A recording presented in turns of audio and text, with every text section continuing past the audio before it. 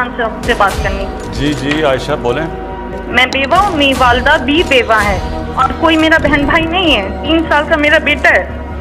65 साल की टीचिंग की कमाई से मेरी वालदा ने सिंगल स्टोरी घर बनाया DHA डैबर में, लाहौर में, और उसको 2019 में किराए पे हमने दिया।